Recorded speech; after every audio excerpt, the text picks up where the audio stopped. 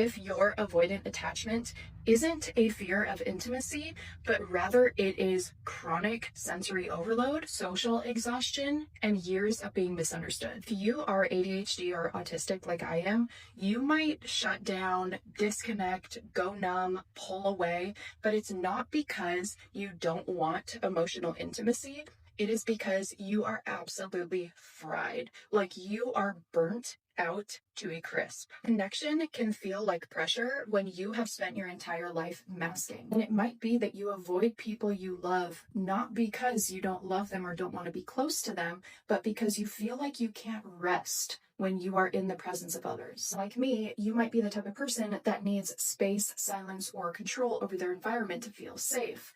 The problem is a lot of people who are not like this will perceive that as coldness or selfishness. So the way that this type of avoidance would manifest itself is that essentially you wouldn't be like the classic avoidant where it is like ego-based or a fear of closeness or intimacy. Rather, when you are in the presence of other people, you get like a sensory overload, you get a feeling of burnout, and you need like long rest periods afterwards to kind of get back to normal. You do want connection, but connection also feels like a system overload. And oftentimes when you are connecting with others, you are masking. And so you feel like it's not a soft place to rest, and your nervous system is constantly hypervigilant. And so in order to recover from these experiences, you have to pull back and take space and take distance. There are many ways that this has come up for me, especially in friendships. And so one big way is when I cannot commit to things.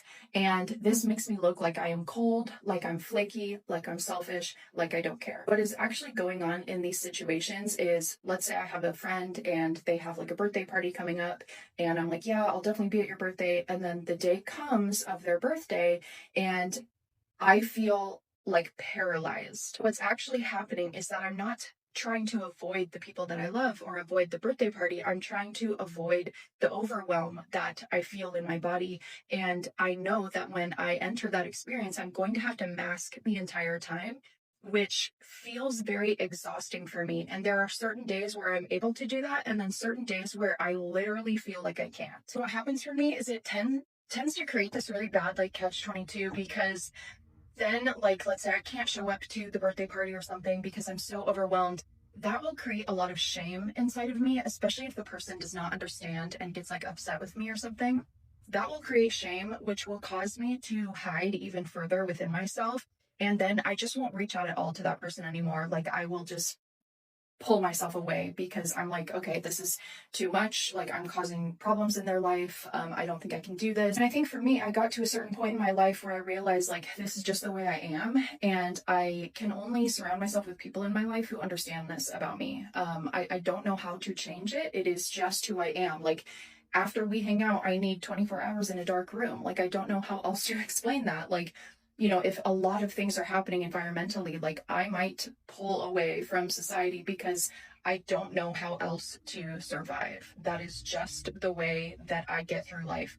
And so it really appears as this avoidance of people, of situations, of circumstances, and it causes so much shame inside of the person.